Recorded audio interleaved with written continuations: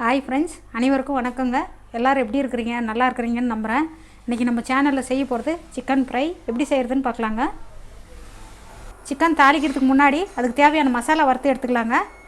8 காஞ்ச மிளகா, 3 காஷ்மீரி சில்லி, தனியா தேவையான அளவுக்கு சேர்த்துறேங்க. சீரகம் 1 டீஸ்பூன், மிளகு 1 டீஸ்பூன், கொஞ்சமாக வெந்தயம், 4 லவங்கம், கொஞ்சமாக பட்டை, கொஞ்சமாக கருவேப்பிலைங்க சேர்த்துட்டு தீயாத அளவுக்கு நம்ம வறுத்து எடுத்துக்கணும். 2 நிமிஷம் வறுத்தா போதுங்க. ஸ்டவ் கம்மி பண்ணி நிதானமாக வச்சுன்னு வறுத்து எடுத்துக்கலாம். தீஞ்சு போச்சுன்னா நல்லா இருக்காது குழம்பு.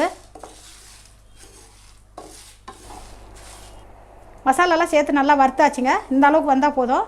இப்போ நம்ம இதை ஆறுறதுக்குள்ளார சிக்கன் தாளித்து விட்றலாம். சிக்கன் தாளித்து விட்றதுக்கு பாத்திரம் வச்சுட்டோங்க. காஞ்சிடுச்சு.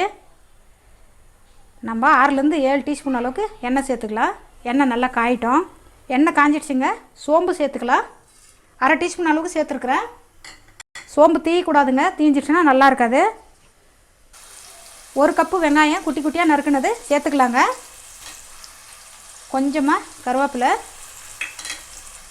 3 பச்சை மிளகா எல்லாம் சேர்த்துட்டு எண்ணெயில் ஒரு 2 நிமிஷம் நல்லா வதக்கிக்கலாம்.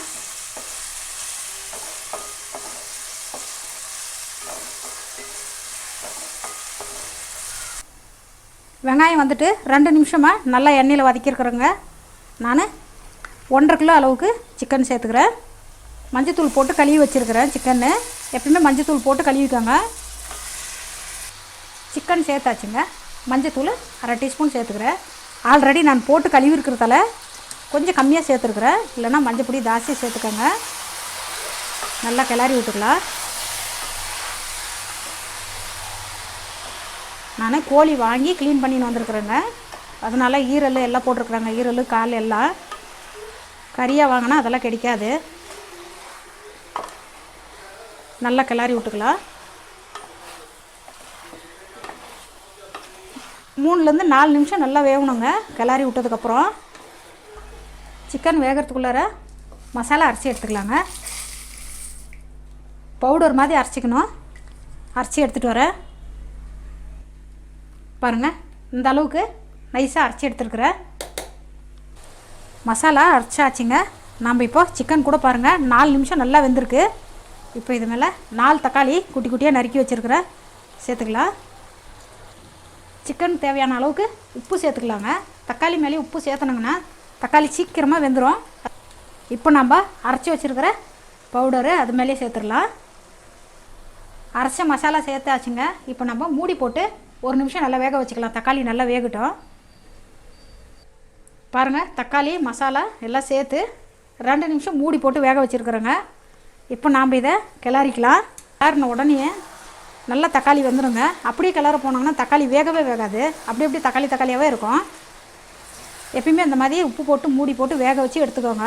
எது செய்கிறதா இருந்தாலும் சீக்கிரமாக வெந்துடும். இப்போ நம்ம இது கிளறிட்டு 4-5 நிமிஷம் கொஞ்சமாக தண்ணி சேர்த்து வேக வச்சுக்கணுங்க. இப்போ நம்ம கொஞ்சமாக தண்ணி சேர்த்துக்கலாம்.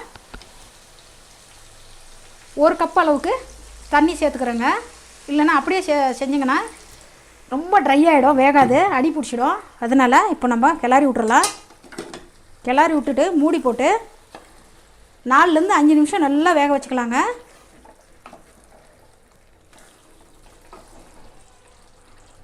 சிக்கன் நல்லா வெந்துடுச்சுங்க.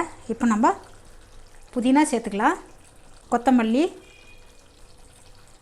சேர்த்துட்டு ஒரு டைம் கிளறி விட்டுக்கலாங்க. நான் கொஞ்சம் தண்ணி ஜாஸ்தி வச்சுருக்கேன்.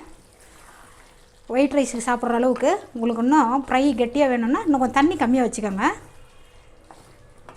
பாருங்கள், சிக்கன் ஃப்ரை ரெடி ஆகிடுச்சு. டேஸ்ட் கூட செம்மையாக இருக்குங்க. பாருங்கள், நம்மளோட சிக்கன் ஃப்ரை ரெடி ஆகிடுச்சு. டிஃப்ரெண்ட் டேஸ்ட் இருக்குங்க. செஞ்சு சாப்பிட்டு பார்த்து கமெண்ட்டில் சொல்லுங்கள். வேறு ஒரு வீடியோவோடு பார்க்கலாம். வணக்கங்க.